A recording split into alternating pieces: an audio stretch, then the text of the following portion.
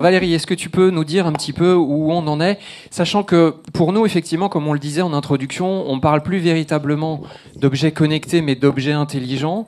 Et plutôt que de parler d'accélération, on pensait important de parler de nouvelles normalités. Alors, où en sommes-nous sur ces objets connectés ? Alors Benoît, tu sais qu'on est habitué à de chiffres toujours très importants dans l'univers des objets connectés.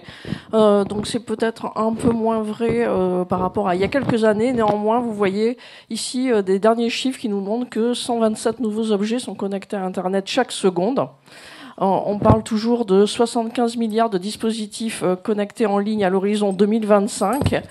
200 milliards de dollars qui ont été dépensés pour des modules et capteurs IoT industriels en 2019, donc ce qui nous mène à grands pas vers une industrie qu'on appelle 4.0.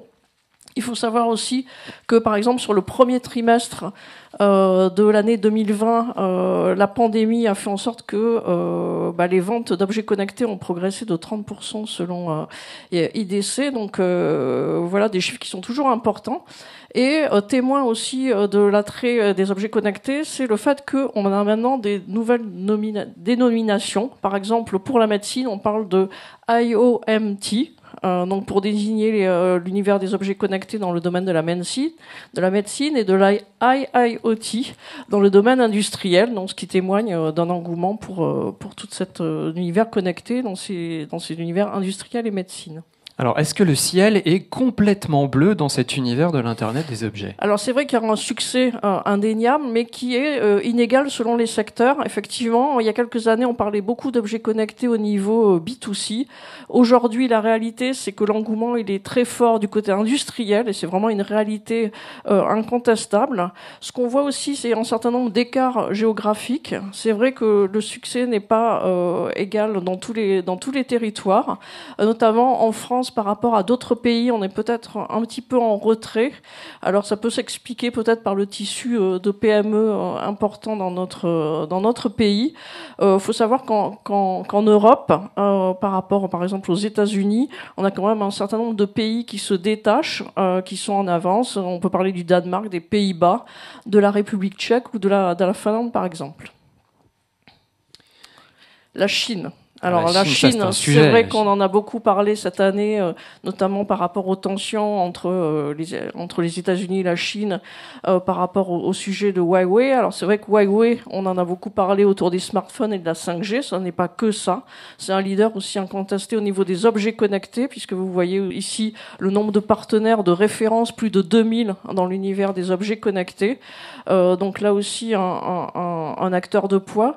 Xiaomi, qui a profité aussi des déboires de Huawei cette année, puisque que ce soit au niveau des smartphones, ils ont connu une progression de 45% de leurs ventes. Ils se sont positionnés sur les 9 premiers mois de l'année comme troisième fabricant de smartphones. Et au niveau des objets connectés, sur le premier trimestre, ils ont aussi gravi la deuxième marche du podium, avec des progressions là aussi très importantes. Alibaba, eux, ils ont annoncé cette année des investissements très importants dans le domaine de l'IoT et de l'intelligence artificielle, notamment pour améliorer leur enceinte connectée qui s'appelle Tmall Genie. Donc des investissements très très importants pour ces enceintes connectées. Et puis Tuya, qui a développé il y a quelques années un projet qui s'appelle Nebula, qui vise à accompagner un acteur majeur dans chacun des pays. Et aujourd'hui, je crois qu'ils ont plus de 200 marques, donc leaders partenaires, dans 30 pays dans le monde. Alors, d'énormes investissements de l'État chinois pour se développer dans la vie connectée. On sort quand même d'une période un petit peu compliquée avec le Covid. Alors, quel impact du Covid sur cette vie connectée en synthèse ? Alors, énormément d'impact. On en a choisi 6 parce qu'on ne pouvait pas tout balayer. Le sans contact, incontestablement, a énormément progressé cette année. Alors, évidemment, au niveau du paiement, puisque comme vous le savez, le paiement par carte bancaire sans contact le plafond est passé de 30 à 50 euros, ce qui a boosté énormément les choses. Sur les premiers mois de la mise en place, il y avait 10% des Français qui étaient venus au sans contact pour la première fois à cette occasion. Le sans contact, on a pu en parler aussi avec les QR codes, vous savez, qui vous permettent par exemple d'accéder au menu d'un restaurant ou d'être présenté quand vous avez une attestation pour sortir pendant le confinement. Donc il y a toute une palette d'opportunités qui sont ouvertes autour du sans contact et des usages qui se sont développés.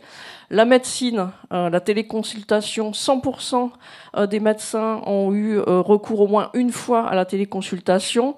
En termes d'usage, on a une multiplication par 3 au niveau des patients, multiplication par 5 au niveau des médecins.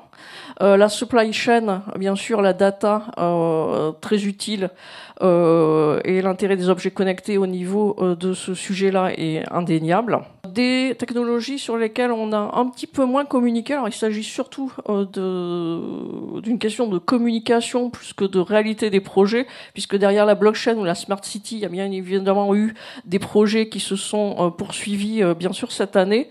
En revanche, en termes de communication, c'est vrai qu'autour de la blockchain, on a beaucoup parlé des crypto-monnaies, peut-être un peu moins des projets industriels. Alors, c'est vrai qu'on a parlé des records du Bitcoin à 20 000 $ qui ont quasiment dépassé le plafond historique. On a parlé du Bitcoin aussi parce que c'était cette année le 3e halving. Donc le halving, il y en a eu 3 jusqu'à présent. Ça consiste à diviser par 2 la rémunération des mineurs de crypto-monnaies. Donc c'est toujours un événement majeur et qui fait monter le cours du Bitcoin. Au-delà de ça, c'est vrai qu'on aurait aimé voir plus de communication sur les projets blockchain au niveau industriel. La Smart City, on en a peut-être un petit peu moins parlé cette année. Il y a eu aussi le fait que le projet Sidewalk à Toronto a été abandonné. Donc, ce qui en termes de communication aussi est un petit peu négatif. Il faut savoir malgré tout que ce projet, donc, qui était mené par le groupe Alphabet, est abandonné, mais que d'un autre côté, Google, via Waymo, donc sa division sur les véhicules autonomes, a décidé de monter une Smart City pour tester ces véhicules, donc cette fois-ci dans l'Ohio. Il faut savoir qu'à Toronto, il y avait des pressions assez fortes contre cette Smart City. On parle aussi énormément de la Smart City sur le plan de la santé, parce qu'il s'agit aujourd'hui d'organiser au mieux la Smart City par rapport à la problématique de la pandémie, du Covid, etc. Et les enceintes connectées, un petit peu moins parlé cette année. C'est vrai qu'en termes de vente, il y a eu un petit coup de froid en début d'année lié à la pandémie. Donc une progression des ventes qui était la plus faible enregistrée depuis ces dernières années.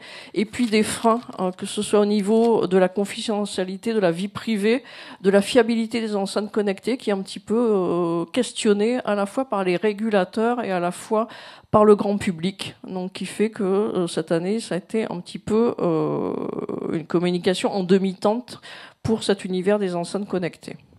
Alors tu parlais de paradoxes, de mouvements contraires, d'accélération ou de frein. On est quand même en 2020 sur une année qui a été marquée par la 5G, on en parlait tout à l'heure en introduction. Là aussi, on n'est pas avare de paradoxes. On voit notamment la Commission européenne qui a publié des recommandations pour inviter les personnes à accélérer sur le sujet de la 5G, mais dans le même temps, il y a de nombreux États qui ont fait une lettre à la Commission européenne pour lui demander d'accélérer sur un sujet d'éducation, puisqu'on a vu notamment pas mal de fake news autour de la 5G, de gens qui ne savent pas vraiment comment ça fonctionne. Donc, autre paradoxe sur la 5G devient une réalité pour les entreprises. On a notamment en 2020 vu un accord très intéressant entre IBM et Verizon sur des sujets de MEC, par exemple, qui deviennent réalité. Mais dans le même temps, alors que la 5G devient une réalité pour les entreprises, les business models autour de la 5G, cette fois-ci tournés vers les consommateurs, sont encore véritablement à inventer.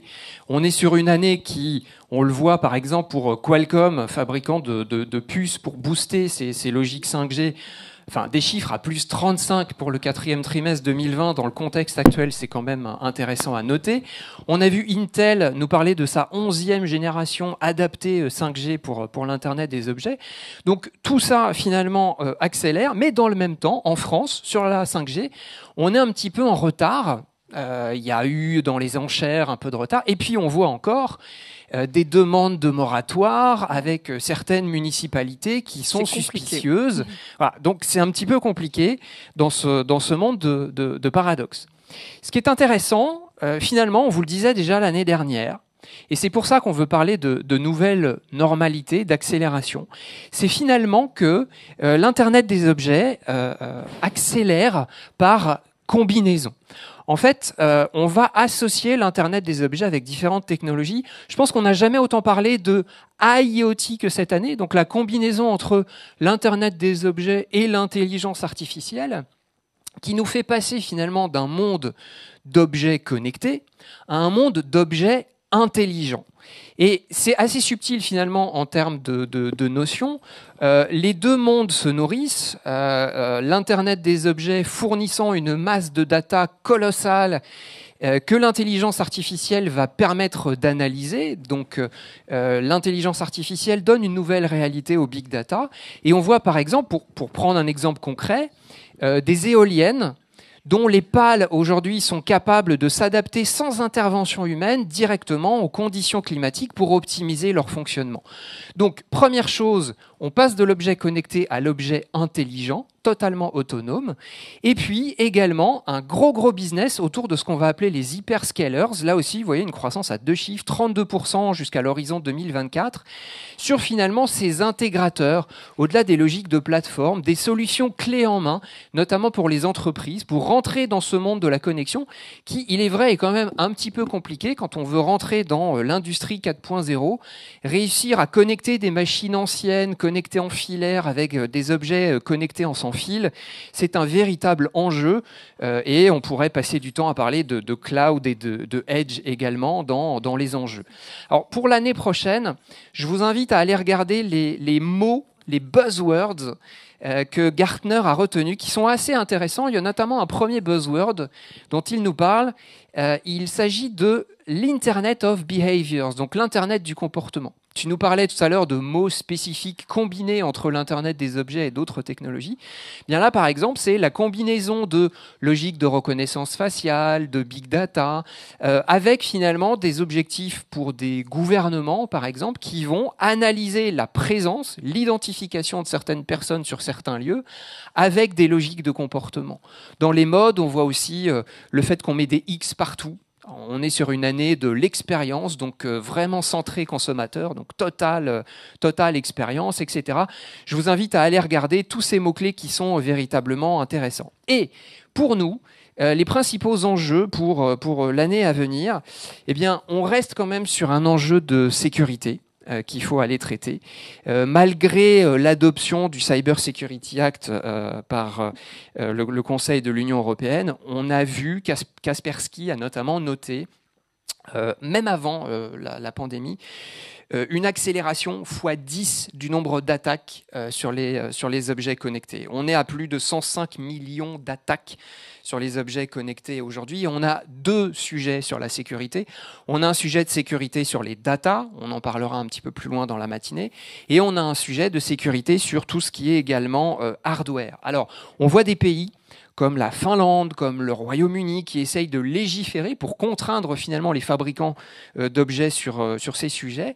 Mais il n'y a pas encore de réflexe. On voit par exemple des labels privés qui commencent à se créer pour essayer de rassurer les consommateurs. Autre enjeu, tout ce qui est finalement l'interopérabilité des objets, très important dans les usines, on en parlait tout à l'heure, mais aussi par exemple dans la smart home. On a vu l'été dernier ce projet chip dans la smart home arriver, donc essayer finalement de trouver des protocoles de communication communs entre l'ensemble de ces objets pour la smart home. Soyons honnêtes, l'enjeu de la relation client est tellement important que ça arrangerait bien quelques gros prestataires d'imposer finalement leurs normes. Est-ce que c'est finalement une conjonction de phénomènes qui fait que Amazon a sérieusement accéléré en termes de communication sur Sidewalk récemment son protocole propriétaire qui fonctionne en BLE pour tous les sujets smart home? Moi, je dis qu'il n'y a pas de fumée sans feu et qu'il y aurait plutôt un intérêt des gros à standardiser toutes ces logiques-là. Autre logique importante, eh bien, la nouvelle guerre des étoiles, ça vous a peut-être pas échappé, on parle de 5G, de logique terrestre pour tout connecter, mais finalement, 90% du territoire mondial n'est pas connecté et n'a pas forcément accès à ces logiques de connexion. Donc, en complément de ces logiques terrestres, les industriels commencent à accélérer sur ces nanosatellites basse orbite, voilà, le LEO.